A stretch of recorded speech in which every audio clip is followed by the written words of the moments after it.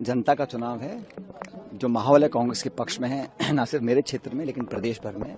BJP के कार्यप्रणाली लोग देख चुके हैं, केंद्र सरकार की परफॉर्मेंस देख चुके हैं, भाजपा राजस्थान में विपक्ष में क्या किया क्या नहीं किया वो भी देख चुके हैं। जो बिखराव है और जो एक सत्ता में आने की जो वो ललायत है वो जनता देख रही है। तो मुझे लगता है कि अच्छे बहुमत के साथ सरकार कांग्रेस पार्टी की बनेगी राजस्थान। पायलट साहब, चूंकि ईडी का भी प्रवेश हो चुका है, चुनाव के दौरान काफी कार्रवाई हो रही है। बीजेपी कह रही है कि यदि भ्रष्टाचार नहीं है तो डरने की बात नहीं है, लेकिन आपके नेता कह रहे हैं कि ये सब कार्रवाई जो है चुनाव के मतदान से ठीक पहले क्यों आ रही है। 5 साल से किसी ने कोई कार्रवाई करी नहीं और इन एजेंसीज का दुरुपयोग हो रहा है। ये मैं नहीं कह रहा हूँ, पूरा देश कह रहा है और जानता है। बहरहाल वो केंद्र सरकार में है, वो कर सकते हैं, लेकिन मुझे लगता है पब्लिक इस बात को जान रही है कि जो चुनाव की हार की डर की वजह से इस प्रकार एजेंसी का दुरुपयोग हो रहा है। पब्लिक कांग्रेस पार्टी के साथ। पायलट साहब, एक दूसरा सवाल बड़ा ये था कि बीजेपी ने अब तक टोंक में, सरदारपुरा में और जो प्रमुख जगह है जहाँ पर बड़े कैंडिडेट उतरे कांग्रेस के, वहाँ पर अब तक प्रत्याशी नहीं घोषित कर पाए। कारण क्या लगता है आपको? ये तो सवाल आप उनसे पूछिए। मैं तो अपना नामांकन मैंने भर दिया। अब जो भी उम्मीदवार होंगे हम उनसे सामने चुनाव लड़ेंगे और जनता जनार्दन है, जो निर्णय जनता करेगी वो स्वीकार होगा। विधानसभा चुनाव में इस बार बीजेपी ने कोई फेस डिक्लेयर नहीं किया, हालांकि कांग्रेस ने भी नहीं किया। किस तरह देखते हैं आप इसको? इसमें देखने की बात क्या हो, तो उनका निर्णय बीजेपी का। हमारी पार्टी ने कभी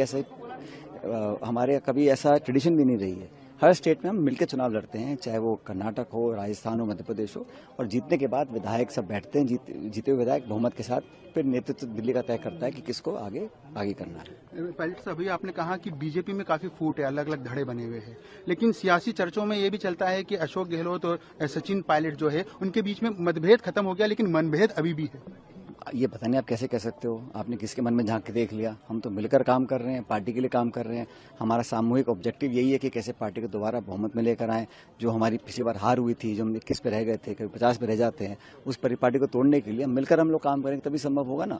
और ये जो है भारतीय जनता पार्टी के साथी जो बोलते हैं, तो उनको तो ये बोलना चाहिए हमारा 5 साल के लिए राजस्थान के लिए ये विजन है। वो तो सिर्फ धार्मिक मुद्दे, जज्बाती मुद्दों को लेकर सामने आते हैं। परफॉर्मेंस और युवाओं के लिए, किसानों के लिए जो उन्होंने काम किया होता तो उसके आधार पर चुनाव लड़ते, तो मैं उस बात को मानता हूं। एक लास्ट सवाल है मेरा पायलट साहब, क्योंकि पिछले विधानसभा चुनाव की यदि बात की जाए, आप पीसीसी चीफ थे, उस दौरान अधिकतर कांग्रेस के कार्यकर्ताओं के मन में था कि सचिन पायलट मुख्यमंत्री बनेंगे। बीजेपी के जितने भी गुजर कैंडिडेट थे उनमें से एक भी नहीं जीत पाया।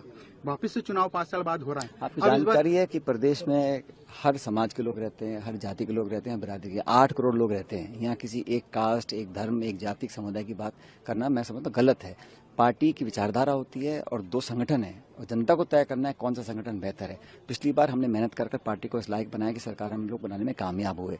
दोबारा हमारी वो कोशिश है। तो बीजेपी के तो आरोप लगाते रहेंगे, तो आप वो भाषा क्यों बोल रहे हो? आपको तो बोलना चाहिए कि 3 तारीख को परिणाम क्या आएगा। और मैं दावे से कह रहा हूँ कि परिणाम कांग्रेस के पक्ष में आएगा।